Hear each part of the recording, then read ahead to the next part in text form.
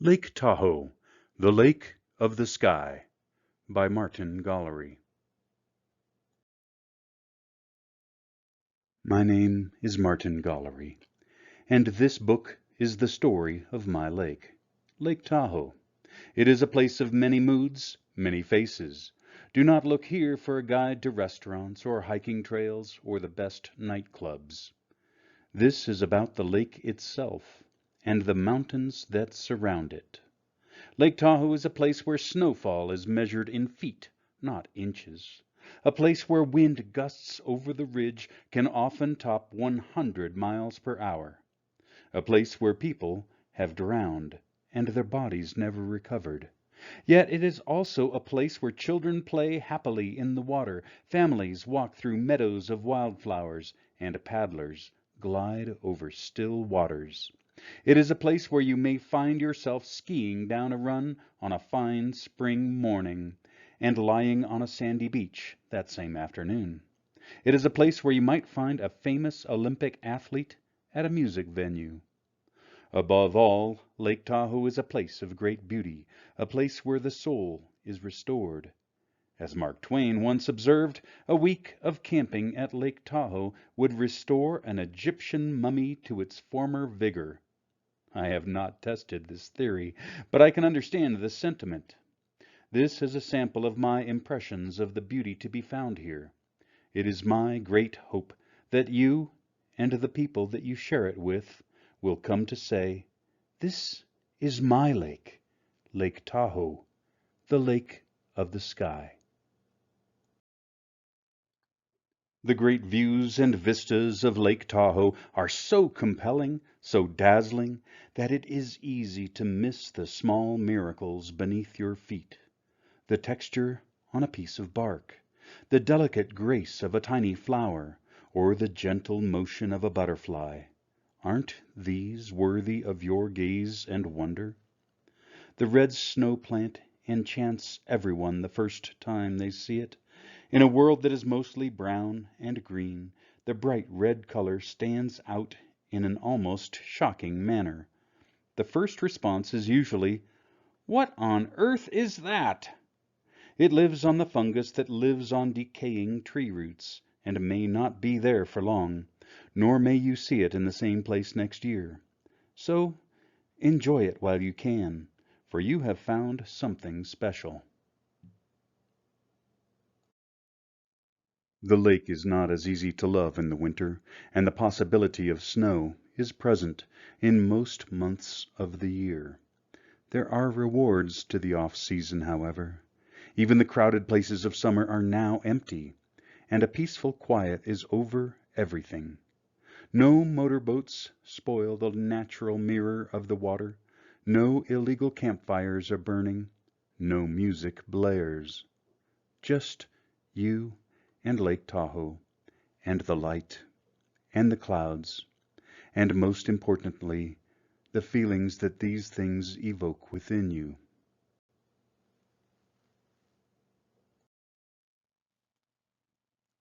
The tenacity of trees is astonishing. They may be found growing on the sides of cliffs or on sandy soil that has eroded away so that the base of the tree is 4 feet in the air. Storms and strong winds and deep snow will slow the growth, but not stop it. Full-grown trees near the top of Mount Rose are only 2 feet tall, yet the branches extend 20 feet from the trunk. The trees on the famous Bonsai Rock grow with a negligible amount of soil, and so the growth is slow, yet they survive. This summer they received no precipitation for 3 months straight, but I suppose the roots sneak far down into some hidden cracks with a touch of moisture.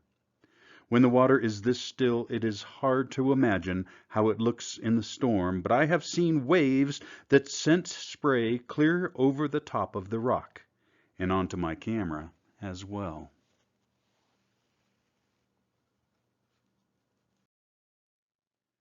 When I first moved to Tahoe, I saw groups of cars parked at certain spots along the highway, and I wondered where the people were going.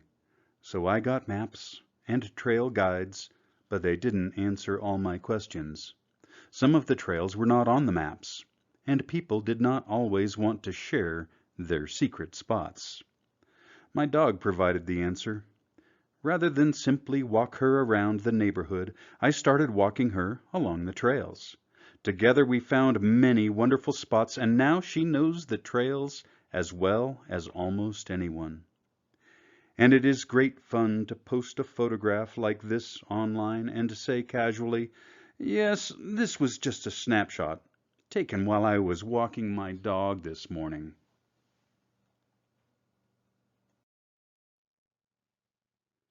When people talk about the wonderful blue water at Lake Tahoe, they're talking about the clear, beautiful, dark blues that you can really lose yourself in. But there are many hues to be found here. The water in the shallow shore waters is often more green, and there is a sharp definition where the bottom drops off to some great depth and the color turns to the deepest blue imaginable. But in times of storm, the term blue means something else entirely.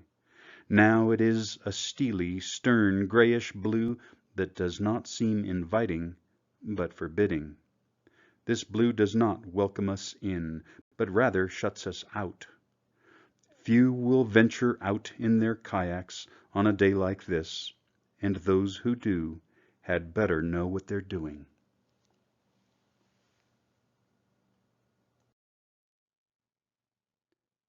As the sun sets over the Sierra, we get the light that is much prized by photographers, the so-called golden hour. After the sunset is over, people pack up and leave. After all, the show is over, isn't it?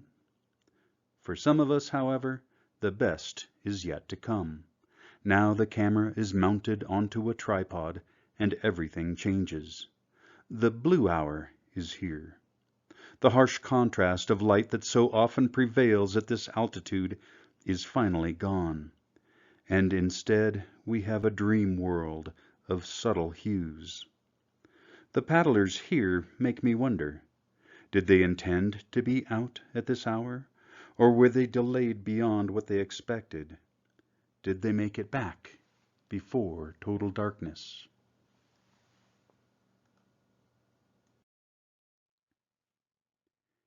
An inversion layer is when the temperatures are lower at lower elevations, rather than higher as they usually are. This might happen a few days a year, and the highs in Reno will be lower than those in Tahoe.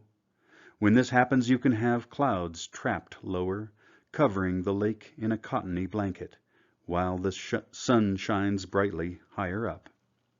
On this day, I went to the overlook on Highway 431, the Mount Rose Highway, and I found several of my photography friends there shooting still photos and time-lapse video. We later hiked up the Tunnel Creek Trail to the so-called Monkey Rock.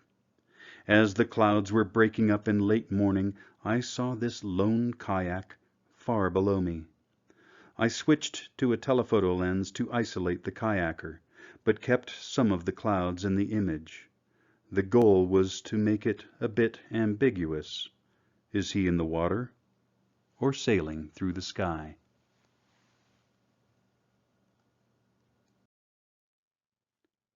On these days of temperature inversions, the clouds cover Lake Tahoe, and it seems like that 196 square mile lake is not even there. It's really something to see.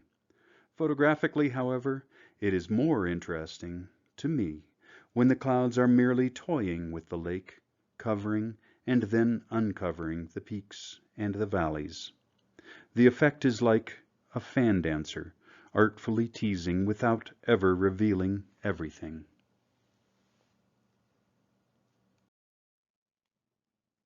Sand Harbor is one of the most sought-after locations at Lake Tahoe. It can be packed with people on a Saturday in August. The beaches are safe and warm for children to play in, and the rocks are fun to climb on. In the wintertime, though, things change. Sand Harbor juts out into the lake, exposing it to the full force of the storms that slam across the water. For the photographer, it can be a challenge to capture this sort of light. Fingers get frozen, even if you wear a thick jacket. It is hard to operate a camera with gloves. While the temperatures are not as cold as a Minnesota winter, the wind can chill you pretty quickly. Fortunately, it was not far back to my car, and before long I was home beside the fire, looking at the photos that I had just gotten.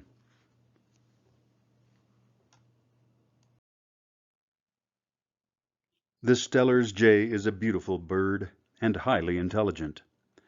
The locals at Lake Tahoe tend to hate them, though. Why? The cries of the jays are most unpleasant, a raucous noise that is sure to ruin your sleep and make you angry. Tourists will stop to take photos of these beautiful creatures, and locals can't seem to figure out why.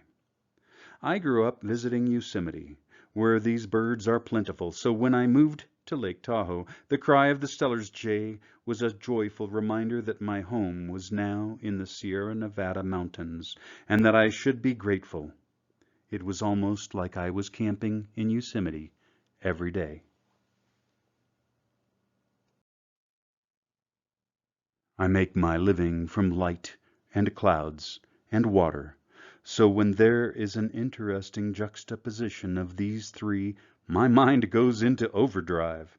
I start calculating where the sun will be compared to the clouds, and then add in the likelihood of finding a foreground that will make a complete and compelling image. As I seek the best location, my mind going through geometric calculations faster than it ever did in math class. The timing is critical. A few minutes later and the shot will be missed. Some say that the most important piece of photo equipment is a fast car. Though at Tahoe, something small that you can park anywhere with a short turning radius so that you can turn around quickly is more important than actual speed.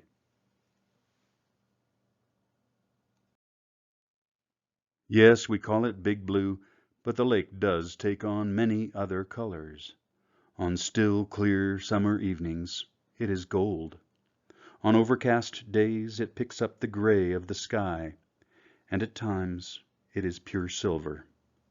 One of the advantages of stormy weather is that you can see details highlighted that might escape notice on calm, clear days. The points and bays can be lost at some times, and it is nice to see the layers. Smoky days can also have this effect, but the brownish color is much more unpleasant, and the knowledge of what is causing it reduces the appreciation that one might otherwise feel. Plus, the smoke bothers my lungs, so I really don't like to hike on smoky days.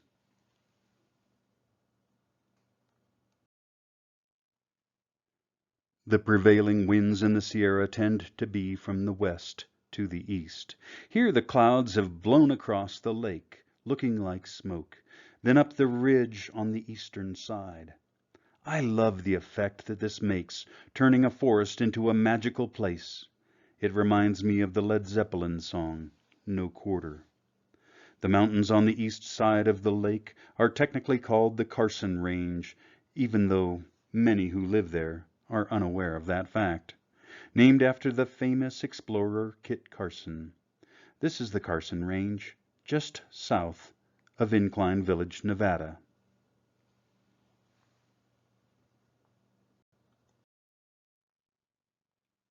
Is it the ocean during a hurricane? No, just Lake Tahoe, the same lake where your baby played last summer, splashing about happily in the shallow water. You won't see people playing in the water today, will you? Actually, yes, you will. Surfers will come from miles around to ride these waves. Kayakers, too. They study the wind charts from NOAA and call in sick when the waves are predicted to be high. Then they head to Sand Harbor, Hidden Beach, or sneak into the private Incline Beach, put on some thick wetsuits, and throw themselves into the maelstrom. As a photographer, I love these conditions, though they are not pleasant. Spray from the waves, rain, hail, and snow are frequently blowing directly into my face and, worse, my camera lens. I have to wipe the lens off after every shot, but the results are worth it. I get to show my lake when it is angry.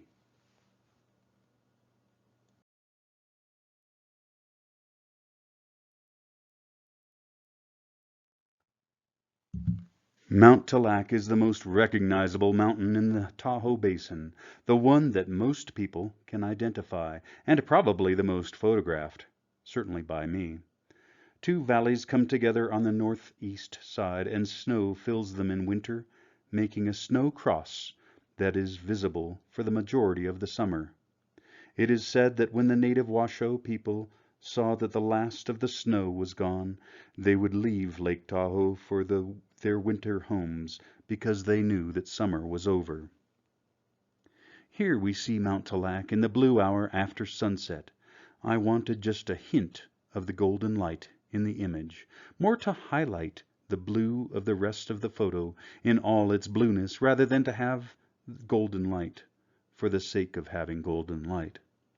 Kind of like having a bit of tart flavor in a dessert to highlight the sweetness of the rest of it.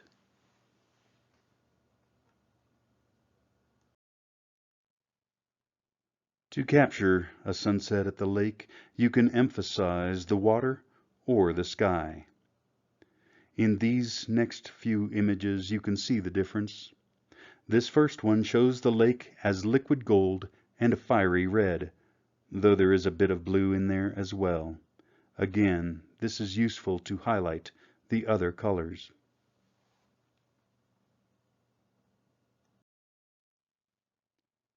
This next image was originally a panorama stitched from 4 separate exposures. I decided to spread it across 2 pages in my book, rather than cut it down. While the water is reflecting the sky, the emphasis here is on the clouds themselves rather than the water. In both this image and the previous one, I decided to let the rocks go nearly into silhouette rather than try to bring up the detail on them. A lone boat cruises across the lake under a remarkable sky. I like the perspective that it gives to the image. This single boat heading off to where? I also wonder what the view is like for them.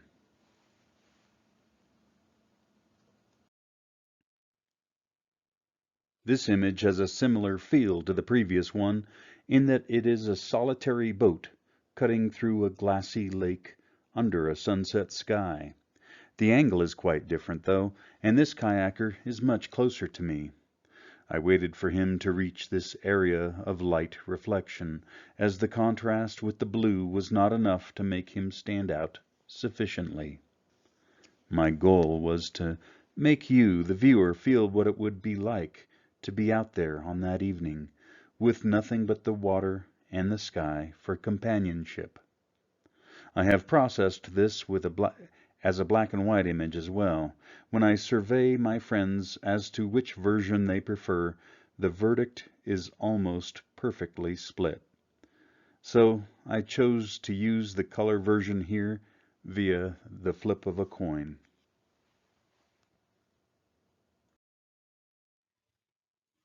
Photographically, shooting a picture of a mountain is usually much more interesting than shooting from the top of the mountain.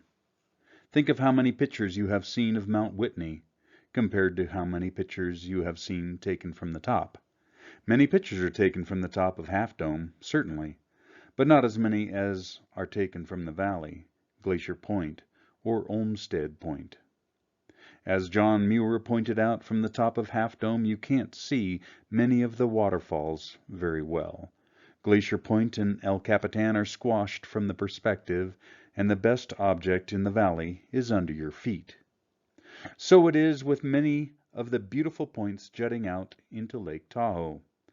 While it is tempting to go out to the tips of each of those points, the best views are had in the bays and inlets nearby.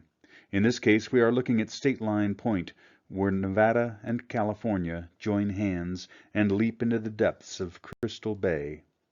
This was taken from the Nevada side on a stormy day to highlight the details of the point.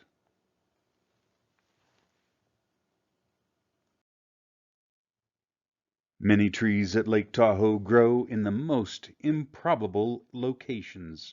We have already seen how they can grow straight out of seemingly solid granite. Others may be found growing out of the sides of cliffs. At high elevations, the snow load makes the trunks distort into convoluted and twisted shapes. I have my favorite trees that I shoot over and over again in different conditions, and I think about shooting them as one thinks about visiting old friends. I think to myself, I bet the snow is piled on the branches of the railroad tree, or I wonder if the waves are big enough to splash the island tree, or the general is getting some good light tonight. This tree is called the octopus tree because of the many legs that come down. These roots were exposed through years of erosion of the sandy soil. Indeed, the base of the tree is now high enough that you can sit under it, and I have made unusual portraits of people doing just that.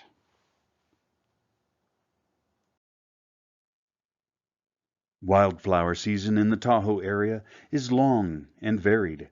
Changing elevations will essentially change the season, so by gaining or losing altitude, you will change what you see. In January or February, I head to Death Valley, and to find the millions of acres of wildflowers there. In March, I drop down to the Sierra foothills, to the gold country covered with poppies, lupines, and Mariposa lilies. In April and May, the snow plant makes an appearance in the lower elevations. In June and July, the mule ear is making a riot of yellow color, and the lupines are doing the same with purple. By August, the flowers have retreated to the higher elevations, Galena Falls, Ellis Peak, and Desolation Wilderness. How many wildflowers can you see? I went for a hike with my wife, and she kept track of what she could identify. She logged 65 species of flowers in bloom in a 2-hour period.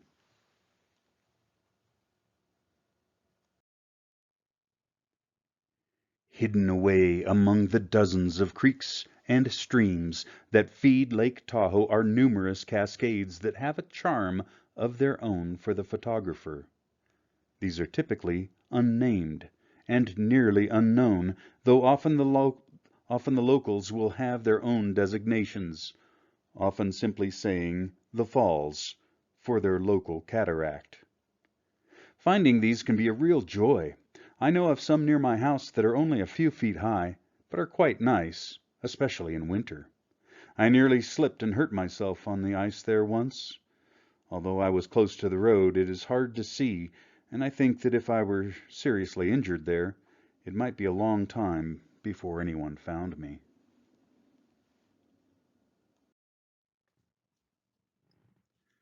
Whether the subject is a family, an individual, or a bee on a flower, a portrait of a living thing is truly a moment in time. This bee and flower are both dead now, but in this moment they served each other and made an instant of beauty. Capturing those instants, that's my role.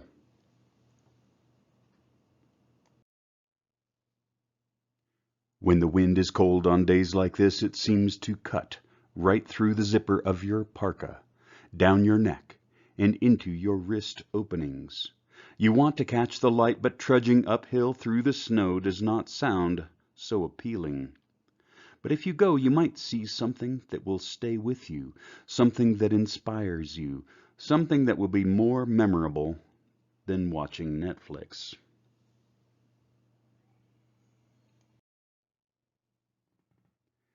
You never appreciate how fast the moon moves until you try to catch it rising.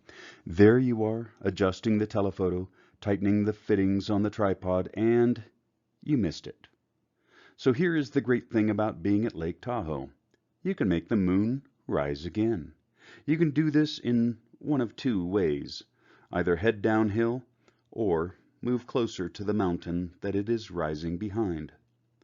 For this image I headed downhill. I caught the moonrise from my deck, then grabbed the camera, tripod and all, and ran through the house and down the road. I watched the moon rise again, and then I did it again.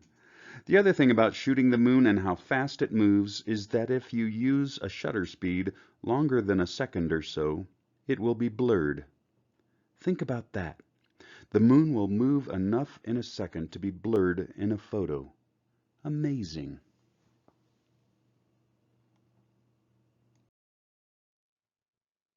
It was 2 o'clock in the morning and I was at Sand Harbor.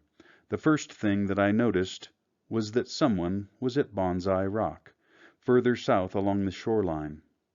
Even though they were quite a fair distance away, I could hear them talking, because the air was so calm and still. You can see the flashlight that they were using, that bright white light. Pro tip: if they had used a red light, they would preserve their night vision. But wait, what about all those cars? For some reason there were an awful lot of cars headed down the road. Perhaps the late shift workers at one of the casinos? I don't know. The glow in the sky is light pollution from Sacramento and South Lake Tahoe. Light pollution causes hormonal changes in many species that no longer experience dark skies at night. Perhaps it affects humans as well.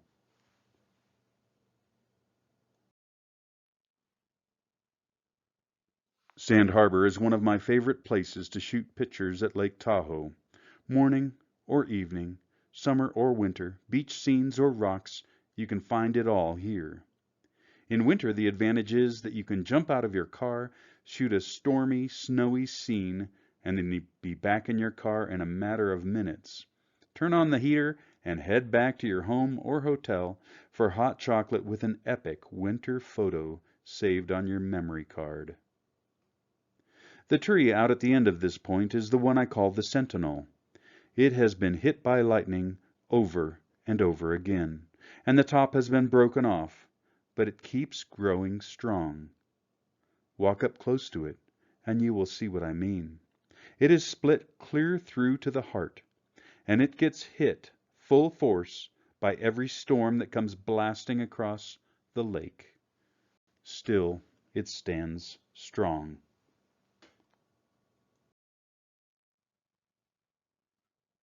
This photo was taken from the opposite side of Sand Harbor from the image that I just showed. Isn't it amazing that two sunset photos from the same park could be so different? The magic of this image to me is that the water is so reflective as to make a wonderful mirror, yet so clear that we can see under the water. This is called Boat Beach, where people launch power boats from a ramp and canoes, kayaks, and paddleboards from the sand. In the summer, you can rent them. In the late 1800s, when the forests of Lake Tahoe were being logged, a small railroad came to this beach to pick up logs that had been floated across the lake. These logs were then taken to a mill in Incline Village, then up the incline and down through the flume to Carson City, and then to the mines at Virginia City. It is said that the great old-growth forests of Lake Tahoe are buried underneath Virginia City. I wonder what it was like here before this forest was logged.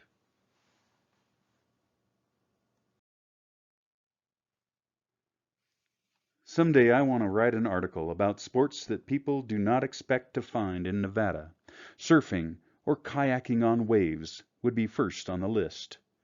The wind gets going strong and sweeps across the lake, driving the water into waves that have enough power to ride. Some will use kites, launching off of waves and flying for several seconds before landing hard on the water once more. Others ride surfboards or stand-up paddleboards. Still others put away their lake kayaks for the day and get out the river playboats. They probably catch the most waves of anybody. I like this image even though the wave is not that impressive, simply because of the great view of the snowy Sierra Mountains behind him. It really conveys the idea that this is someone paddling on an alpine lake in the wintertime.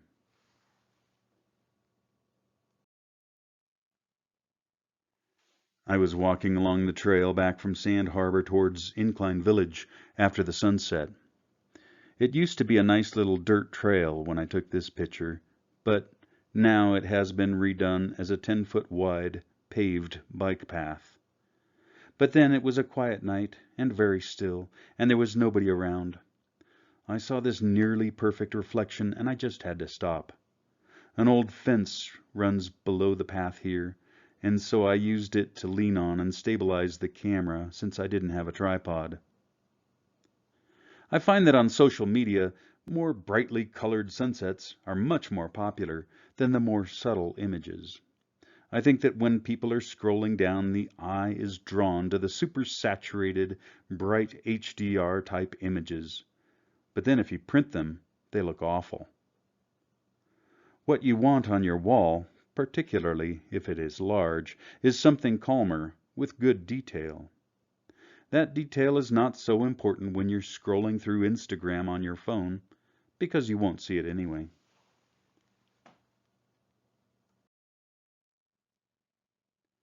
There is a composition rule in photography called the rule of thirds.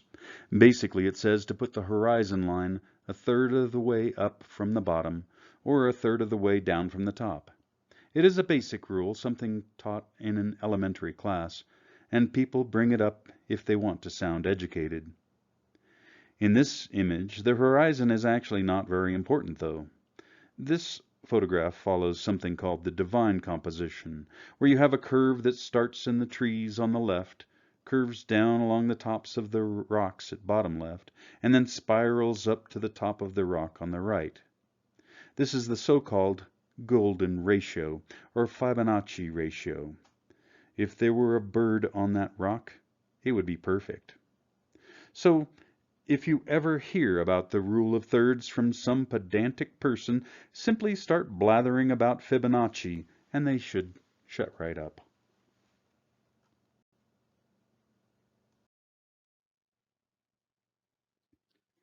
Mark Twain described boating on Lake Tahoe as ballooning, because he could see things on the bottom as if he were looking through the air.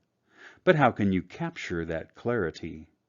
Here are my secrets. Number one, find the right location. You want big, interesting rocks a few feet below the surface. Not too shallow, or it will look like there's no water there at all. Not too deep, or they won't show up properly. Number two, pick a calm day as flat as possible. No wind. Generally mid-morning is best, so the sun penetrates the water, but boats and wind have not wrecked things yet. Preferably not summer when power boats are everywhere. Also, the water is clearest in late winter or early spring. Number three, use a circular polarizer. This will cut down the reflections tremendously. Number four, lower the contrast in processing. I could write a book chapter on this. The rocks are tremendously brighter than the water. That is, the rocks that are above the water. Lower those highlights and then lighten the shadows to lighten the rocks that are under the water. So that is it. Now I want to see some of your clear water photos.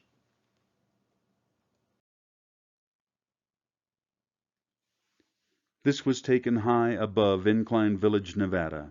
Usually you get the best light in the early morning or late afternoon, but the clouds don't always cooperate. The light here was remarkable, and the clouds were dramatic, so I ran outside despite the rain. To get a shot this wide, you need to have a super wide-angle lens or fisheye lens, or you need to take several frames and stitch them together in software. The advantage of using a wide-angle lens is that you only need a single shot, and processing is easier, but that can be expensive and one more thing to carry. The advantage of stitching images together is that it's a lot easier to do than it used to be. Some cameras and phones can do it automatically, and there's no more equipment to buy. On the other hand, you can get some strange artifacts when something's moving in the image, and it can wind up looking funny. Another plus, when you stitch images together, you get a larger overall image, so you can create bigger prints. This image was stitched together from 4 individual photos.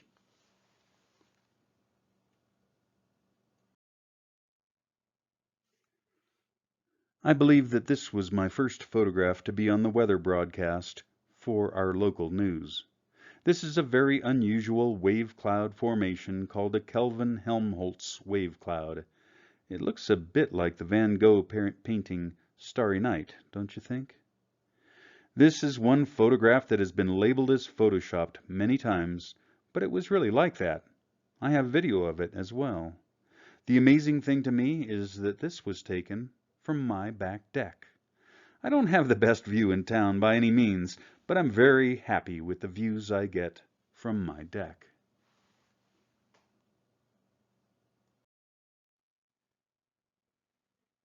When the sun is setting behind clouds, the sunset can be a total washout, or it can be great.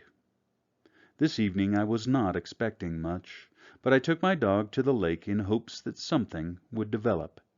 If it just settled into a bank of boring gray clouds, then she would get at least a good walk out of it.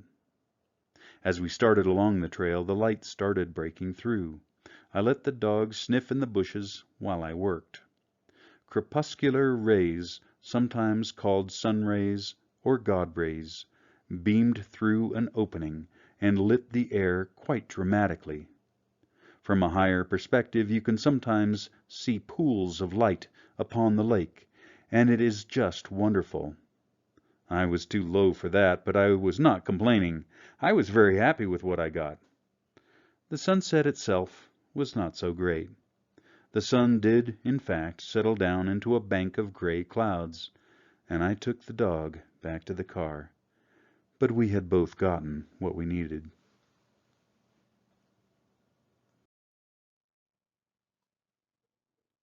There were a bunch of us camped at Fallen Leaf Lake, my family, some college buddies, and their families. The sunset started shaping up nicely, and I started trying to get people to come and look at it. I got kind of frantic, telling them that they were going to miss out on something special. But everyone wanted to finish the dishes, drink up their beers, and they didn't realize how close we were to Emerald Bay. Paula was the only one who came with me. She got some good photos as well, and one of them was of me taking this photo. It is unusual to make images in Emerald Bay that almost completely ignore the bay itself. You can just see a little slice of the water on the left. But I really wanted to capture this amazing sky, and those trees growing on top of the granite, sending roots into numerous little cracks. Amazing.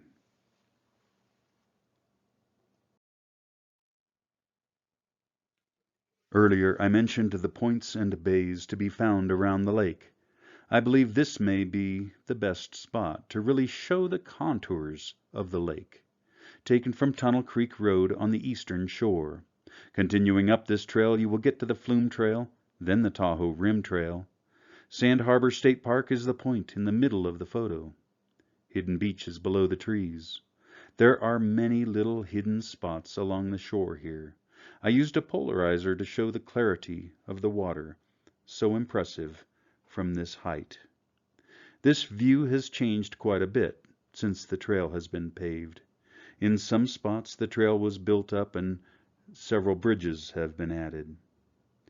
One of the reasons that I like taking landscapes is to document the changes that occur, whether man-made or natural.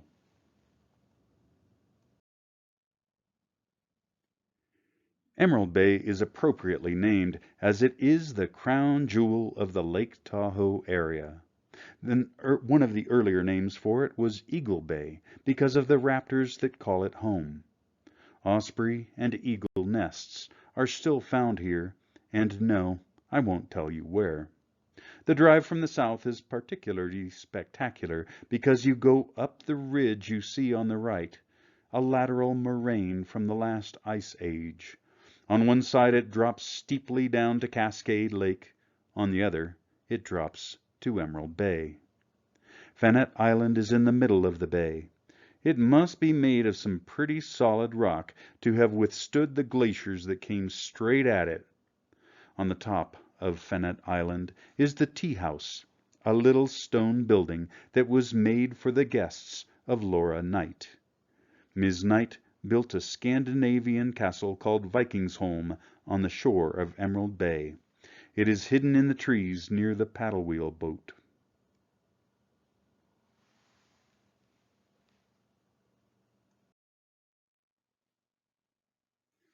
Glen Alpine Falls is upstream from Fallen Leaf Lake. The gate is locked in winter, so if you're hoping to see this with ice and snow, you may have to walk a fair distance. In any time of year, the road is a challenge due to ruts and potholes, but mainly just because it's so narrow. Please take it slow on this road and pull out when someone is coming the other way. The town is absolutely charming. Stop in at the marina, look across the lake at Mount Talac, and don't miss the little church, especially in the fall when the aspens are golden. Not far beyond the church is the waterfall. Once you make it to the falls, you're in for a treat. They're easy to photograph and fun to climb around. Farther upstream you can find the lovely Lily Lake, and a hike of a mile or two takes you to Modjeska Falls, sometimes called Upper Glen Alpine.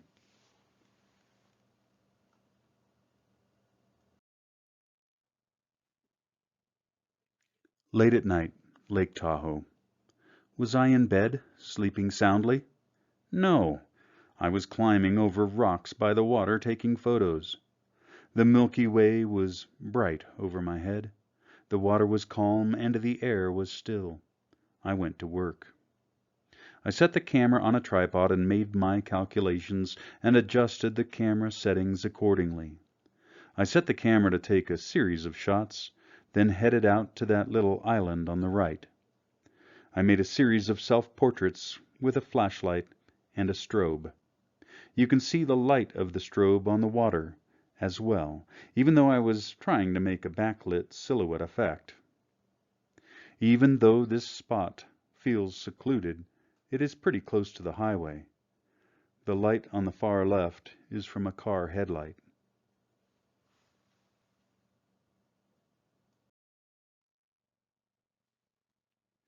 How would you like to be out on that boat on a day like this, gliding along on that clear, clean water with wonderful views in all directions? There's no need to hurry, no need to push or compete with others.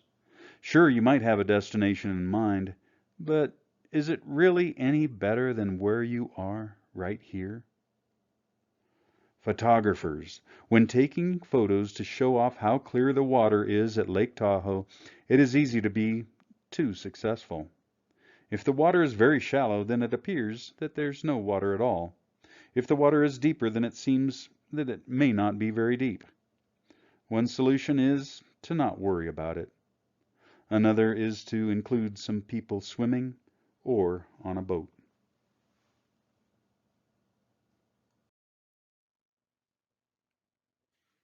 Eagle Falls is certainly the best known waterfall in the Tahoe area. The number of visitors can be daunting, with parking areas filling up and tourists resorting to illegal and sometimes dangerous pullouts along the highway. There is a lot more to these falls than most people see, though. There are upper falls along the trail to Eagle Lake, with a bridge crossing just above it, and the lower falls may be viewed from an observation platform along a trail from the Vikingsholm Castle. What most people see is just the top of the middle falls. But this is a very good place to be. Several interesting views of Emerald Bay make this a very popular place for sunrise photos. Thousands visit this spot on a summer weekend day. This image is of the final cascade before the big drop. The flowing water is rendered silky smooth, almost ghostly, in counterpoint to the sharp contrast of the rocks and trees. The monochrome rendition was chosen to emphasize this difference.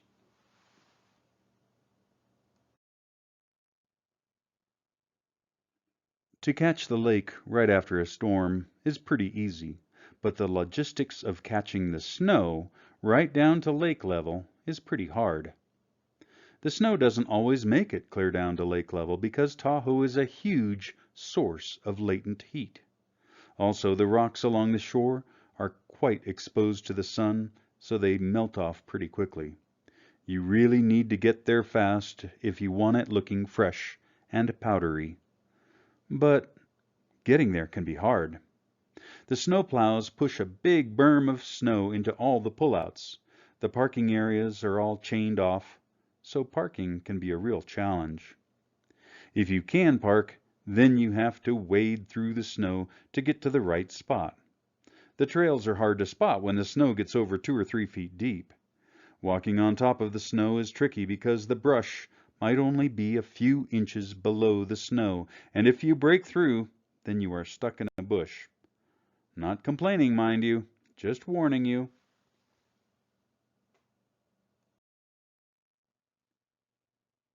Sometimes the hardest part is simply getting out there. The alarm goes off, you look outside, powder day. Where to go? Higher up or down to the lake shore? Check the webcams, make your decision. Today is a beach day.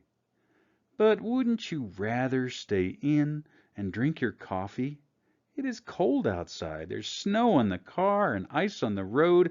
Maybe once it warms up a bit, things will be easier. No, the light won't wait. The snow will melt. Get out there. People always ask me what camera I use, or worse, what shutter speed and f-stop. But here is a tip, an important tip.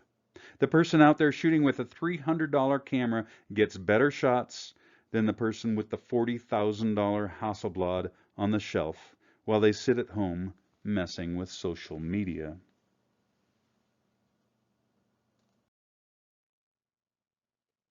When the light is good, my brain goes into overdrive. Where to go, what to shoot, who could meet me there to get into the shot? I try to get people in my shots for magazines. They tend to like that. For wall prints, however, you typically don't want people in the photos. If I could have, I would have had somebody on the rocks to the right, or possibly even in the distance on the left, where it is only visible in a large print. But as it is, I love this image for the texture in the rock, the smoothness of the water, and the patterns in the clouds. And my favorite part? The shadows of the trees on the bottom of the lake.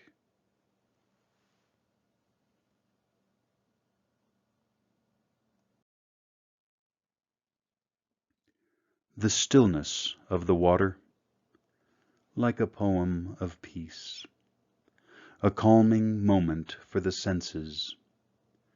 After a day when the stresses and fears of the modern world have strained and stretched the soul of a man, and the pains of the spirit will not immediately fade upon the application of the balm of nature, but there will be healing, not immediate, perhaps not complete, but it will come in time.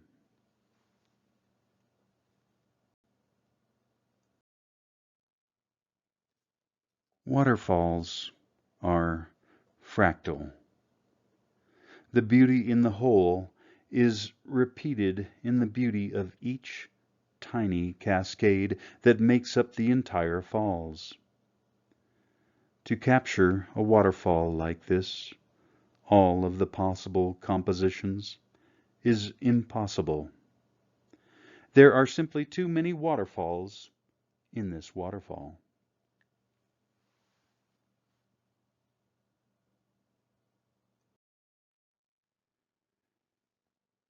There are two schools of thought about where Mark Twain made his campsite at Lake Tahoe.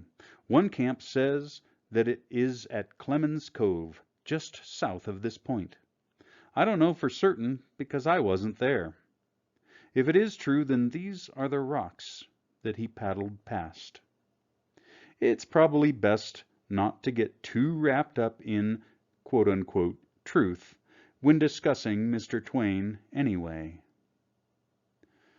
3 months of camp life on Lake Tahoe would restore an Egyptian mummy to his pristine vigor and give him an appetite like an alligator. I do not mean the oldest and driest mummies, of course, but the fresher ones. The air up there in the clouds is very pure and fine, bracing and delicious. And why shouldn't it be? It is the same air the angels breathe. Mark Twain.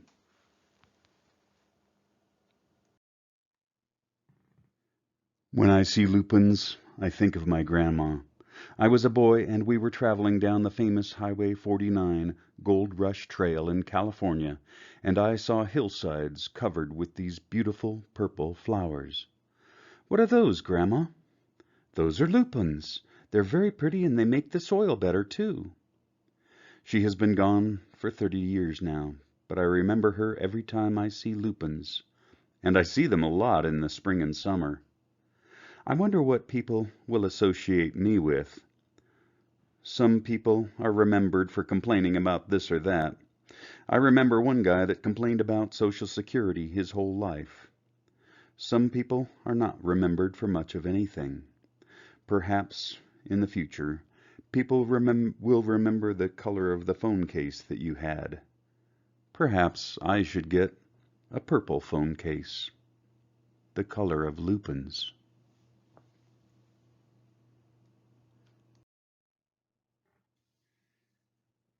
People have been a part of Lake Tahoe for a very long time. These days it is common for the locals to complain about the tourists, and for the tourists to complain about how many other tourists there are.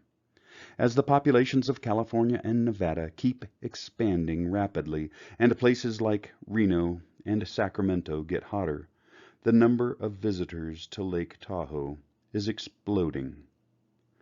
On 4th of July, things get crazy. Heavy metal compounds are introduced to the lake by the ton through the rapid burning of fireworks, and everyone cheers. Well, it is very pretty, and teams of locals clean up the trash on the morning of the 5th.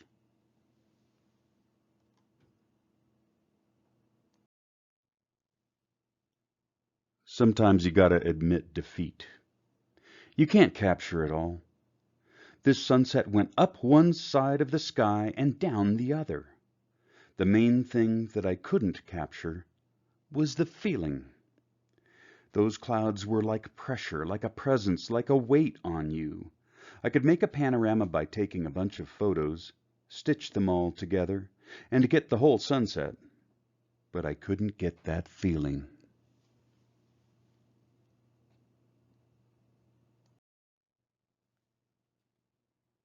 The heat from the sun warms the earth, which causes the wind to blow. When the wind gets high on Lake Tahoe, the waves get big, usually on the north and east shores. Surfers and kiteboarders catch a part of that energy to grab a thrilling ride. The energy of those waves then changes the character of the lake. The placid blues and aqua greens turn into steely gray and white chaos. To capture the mood, I used a slow shutter speed in order to express the power of that reaching, grasping splash. Ultimately, though, that energy started in the fusion of hydrogen atoms in the heart of our local star.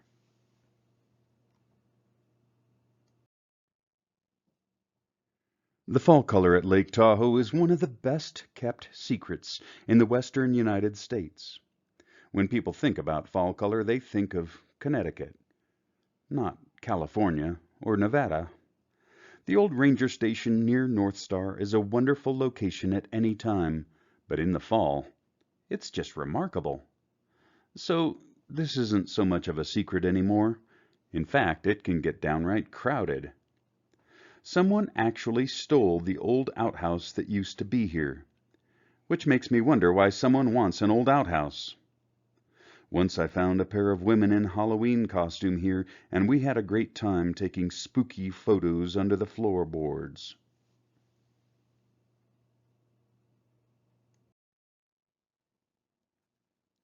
I think a lot about the moods of Lake Tahoe.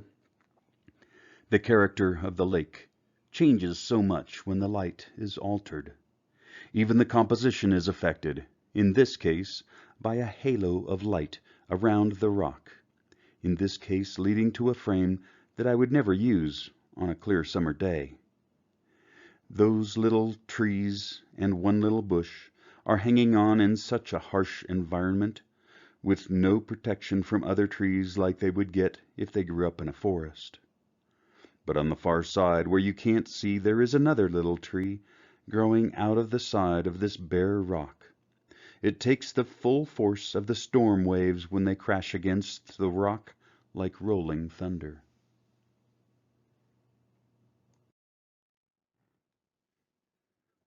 Someday I want to write an article about things that you can do in Nevada that you would not expect. One of those things is a sleigh ride. You can ride in a one-horse open sleigh in a couple of places, but really, Sand Harbor is the most amazing.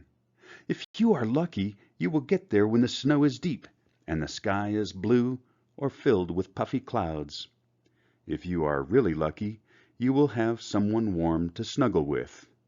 But me, I stand in the snow.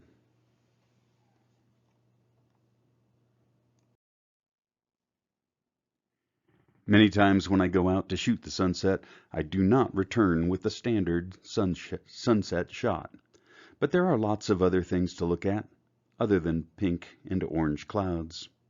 Look at the separation between the layers in this image.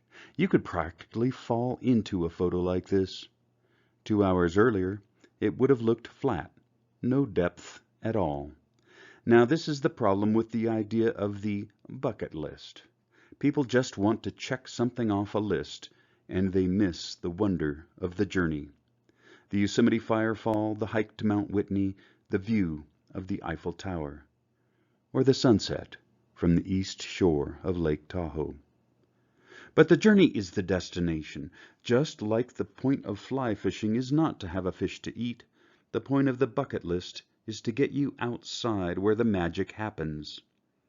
You know, I don't usually print sunset photos anyway, but this is a keeper.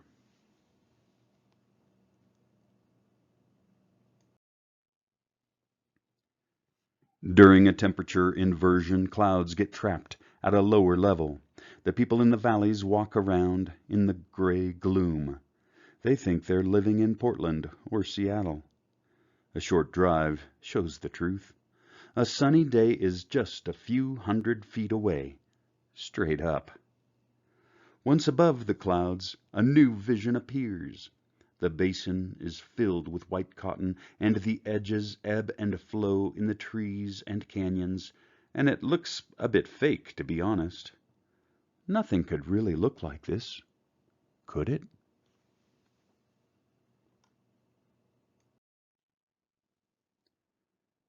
During a temperature inversion, the lake disappears. 200 square miles of water, but you would never know from above. The lake is hidden away, but what is brought out are the shadows from the mountains.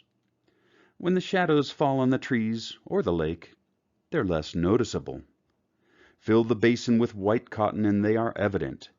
These are the shadows of morning, and they retreated noticeably while I was here. Someday I will create a time-lapse video of the shadows from these mountains as they retreat back across the clouds.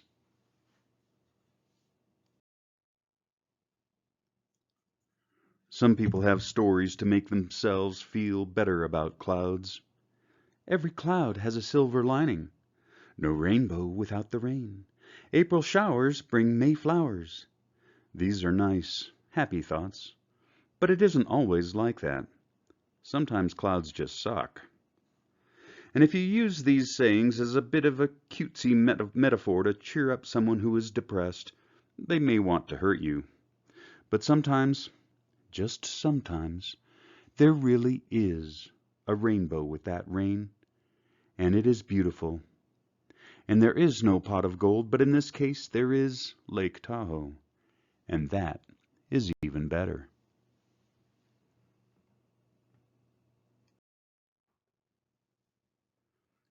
Paying such close attention to the lake as I do, I see some noticeable changes over time. Mostly, I see erosion. Trails are changed, deepened, washed away because of erosion. The year that I took this photo, the water in the lake was very high, so instead of walking on the beach, people were scrambling up the hillside and then traversing through the brush.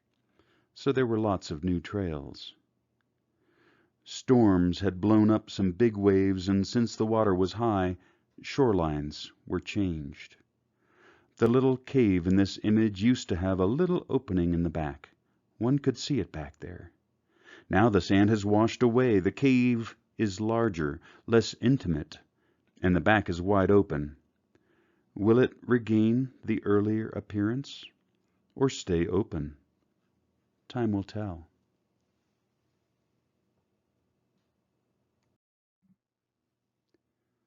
The last light of day is perhaps the most magical time at Lake Tahoe. Most everyone has left the beaches. When the water is still like this, the lake is silent. The only sound is my footsteps. I feel surprisingly warm, as the lake is a giant mirror, reflecting all that light and heat. Like Mercury, shining with reflected blue and gold, reflecting the rocks.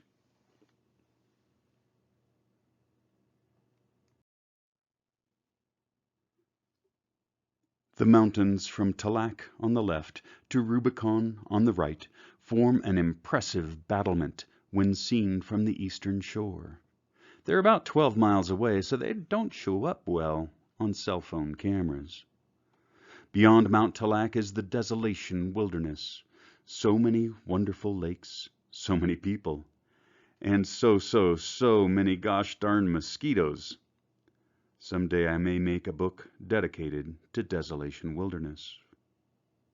Mount Talac is best when almost hidden by storms, or with a paddle wheeler crossing in front of it, or when it is under your feet after a good hard hike to the summit, or in late summer when the valleys on the north side are still holding snow, and you can see a snow cross from much of the lake.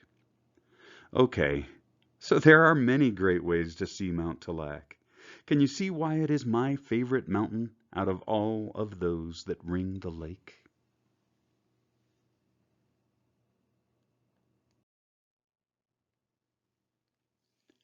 As with Stonehenge, the light of the setting sun comes perfectly through this hole in the rocks at certain times of the year. In this case, it is in late October and again in mid to late February. But it is even rarer than that to get this image. The water level in the lake can vary, so the foreground might just be a pile of rocks rather than a nice reflecting pool of water. Alternatively, if the water is higher, the hole might get covered up, or the access may be limited. But there are others. Don't be one of those people that wants to recreate my shots, or anyone else's for that matter. Be the first you, not the second me. So if you want to try for an image like this, look for sunlight coming through and lighting up a space in the shadows of a grouping of rocks. This particular pile is in Divers Cove. But there are many more.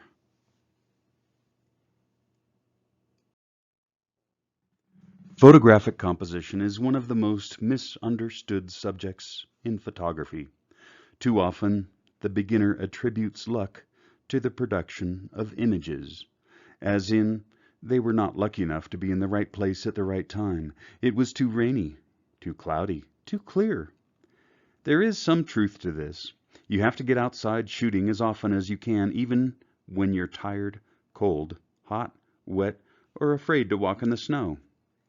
But once you are there, how do you take advantage of the conditions that you find? I was planning to take photos of a rock to the left of this grouping. I'm sure that I did. I don't remember now. As I worked, I realized that the halo of light was a perfect fit for these rocks, and the smaller boulders in the foreground made a wonderful informal lead into the image. So I changed plans, dashed across some sketchy footing to make this image. I picked my cropping to eliminate the rock to the left and some open water to the right, and caught an image with nothing that I didn't want and everything that I did.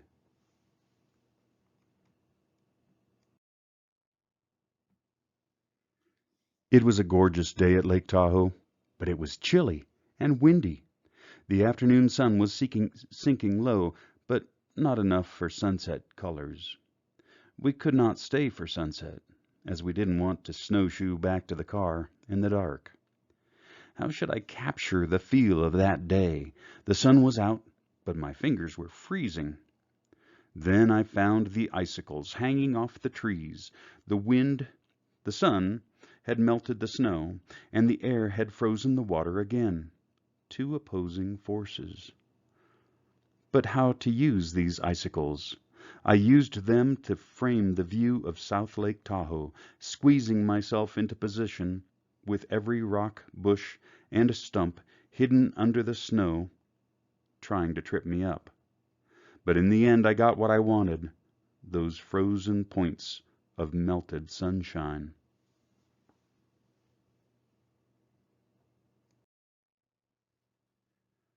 Sometimes the lake is peaceful and shimmering, a blue mirror below a golden sunset sky.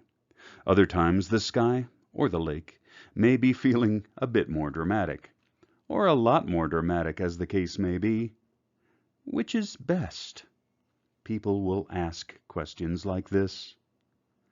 Well, you know how you sometimes like funny movies, other times you prefer a romance, or even a superhero movie. It doesn't mean that one is better than another.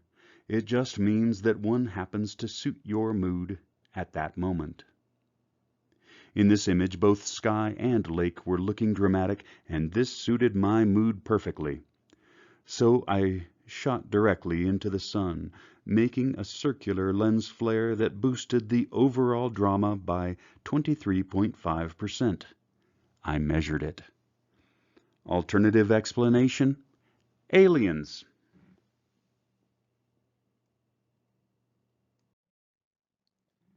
Absolutely one of my favorite sights at Lake Tahoe. The clouds come in, covering up the mountains, near and far, and most of the lake as well. Then there is an opening, then two, then more. Light streams through, lighting up pools that shimmer and move like beautiful pieces in an enormous puzzle. While the still images are always my favorite, I have made time-lapse videos of the light dancing on the water that are absolutely entrancing. This dance can go on for hours, endlessly changing, but I don't have endless time. So I get tired and head home, load the photos on the computer, and worry about what I'm missing.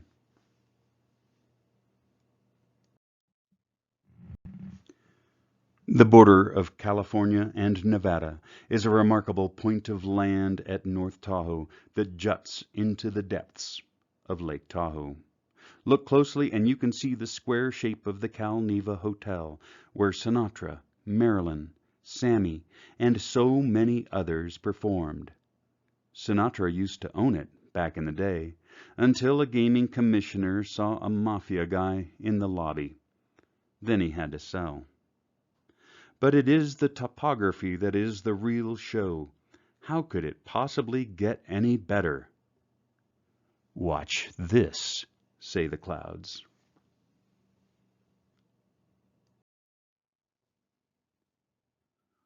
Long ago, enormous glaciers descended from the Sierra into the deep valley that would later become Lake Tahoe.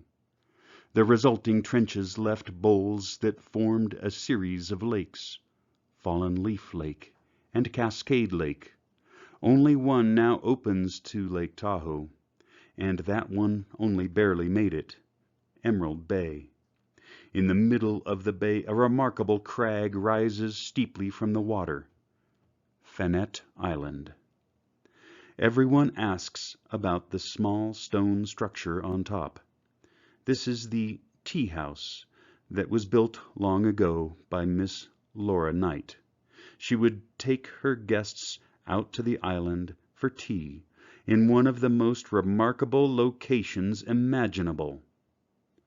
One of those guests was Charles Lindbergh, who discovered in the tea house that Miss Knight would finance the building of a plane that he would use to fly across the Atlantic on the first solo crossing.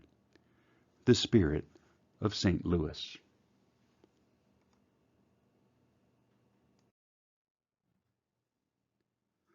Watching the moon rise over the Carson Range, which is the Sierra spur that runs above the east shore of the lake, is a real joy. It peeks through the trees at first, as if it does not want to intrude, but it is not long before the brightness simply gushes around the branches. Eventually the tallest tree is just a silhouette in front of the disk of the moon. The time that the moon rises at Lake Tahoe can vary greatly due to the topography. One could watch the moon rise from the west shore, hop in the car, and take a leisurely drive halfway around the lake, and then watch it rise again from Sand Harbor.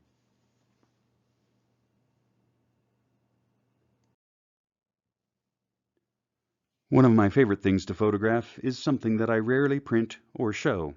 It just does not come out looking as fascinating as it does in real life. Well, it is true that this is the case with almost everything, but the most extreme cases for me are A. Fields of wildflowers, B. Gnarly, weathered wood. Old tree stumps, branches, and roots are always so wonderful to see. Whorls, grooves, patterns that make you imagine that you see shapes like what you might find in clouds. Color variations of gold, amber, and silver.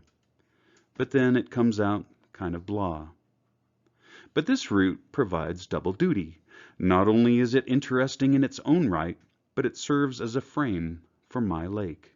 With the sky as a background, the wavy curves of the roots stand out beautifully, leaving us with just one question. How long ago did this tree fall?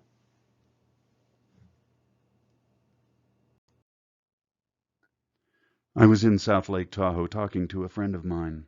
He was displaying his work in a new gallery, and it looked fantastic. People were buying huge, expensive prints. I was so happy for him, and a bit jealous. Not nice to admit it, but it is true. So when I left, I wanted to get some good photos, something different, to soothe my fragile ego. Sunset was looking pretty promising, but which side should I use to get home? The east shore or the west?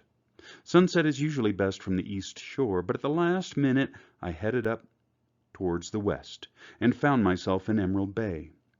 There is a classic spot next to Eagle Falls, but someone was there taking snapshots.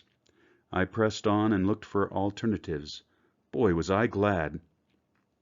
I found a new perspective on a scenic old dead tree growing out of a cliff. All I had to do was wade through snow that was up over my knees and hope I didn't slide right off the cliff. My boots were filled with snow, my pants were soaked, but I didn't care. The clouds were lit by the setting sun, and the snow was lit by the light from the clouds. It was magic.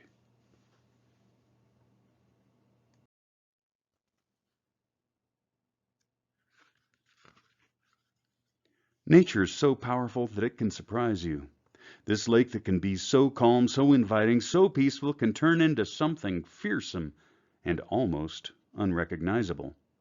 The surfers love it, and the news channels love videos of the surfers. But it is a wild thing, not something to trifle with. Trees were dancing dangerously overhead, most of them more sensible birds, and all of the sensible humans were taking cover somewhere. But I headed outside. The sound was the thing that I remember the most, the whoomp when a wave hit an unmovable rock, the spray falling back to the lake, energy spent as the next wave gets ready to repeat the process. I think of the people that dive off this rock in summer, while their friends whoop and holler and cheer them on, laying in the sun, drinking beer and eating snacks. What a different experience.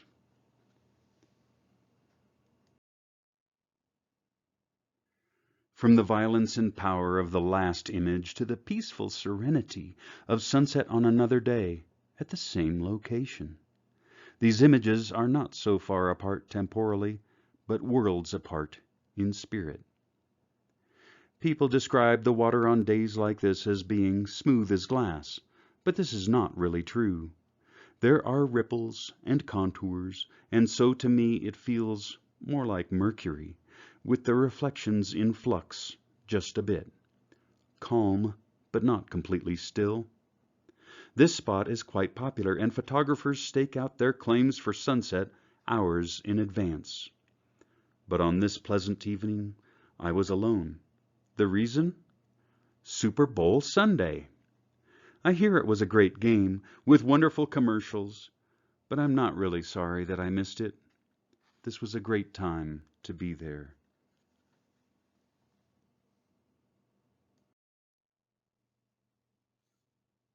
The story of Lake Tahoe is the story of water, the deep blues, the incredible depth and changing character of the lake, the glaciers that left their moraines and polish on the west shore, the snows that range from playful to terrifying. And the waterfalls. They dance joyfully, they speak with a loud voice in the rush of spring, they splash and cool. We love them so much, hike to them, play in them. Climbing alongside a waterfall is energizing and a little frightening. With every step one wonders how slippery that wet rock really is. This one was a bit more frightening because it was getting dark and everyone had gone home. But I moved slowly, deliberately, tripod in hand, edging out along the ledge to get an intimate image of the waterfall detail without getting the camera wet or subjecting myself to undue risk. This is Eagle Falls in the blue hour after sunset in late winter on a Sunday night.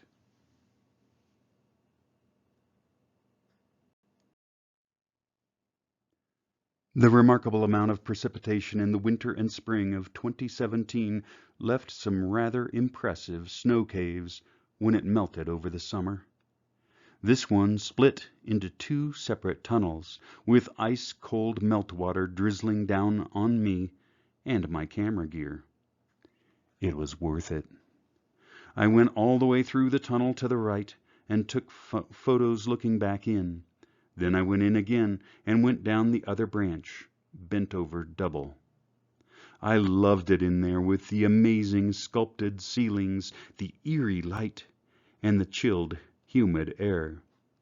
I walked around, bent way over, setting up my tripod where the camera would hopefully not get too wet. I was tired from a hike and people were waiting for me, but I did not want to leave.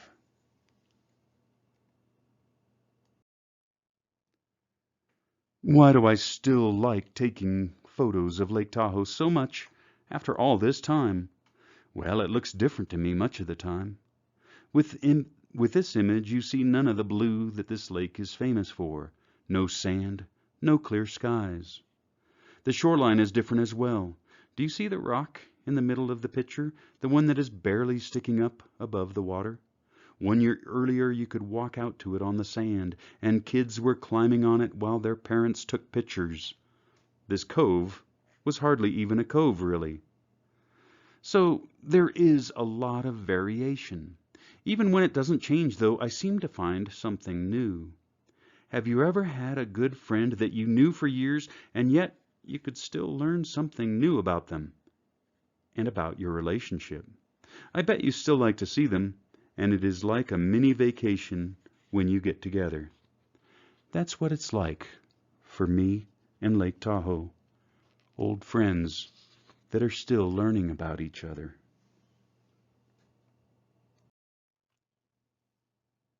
John Muir once said, "In every walk with nature, one receives far more than he seeks."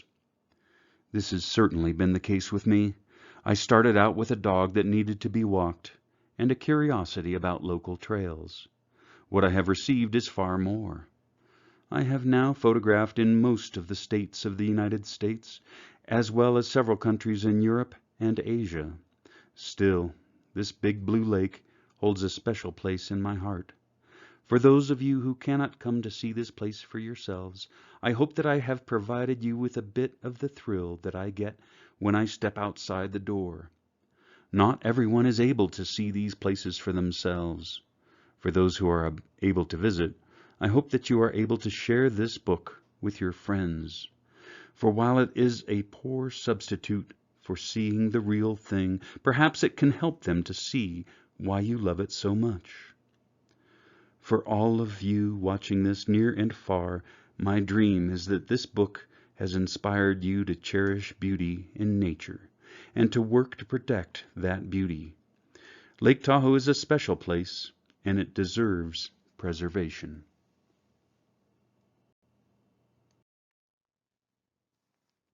Thank you for coming on this journey with me. To find out more, follow me on Instagram at Lake Tahoe Photo. Write to me via email at marty.gollery@gmail.com. Find my website at tahoephotography.net. And I hope that you find beauty in nature today and every day.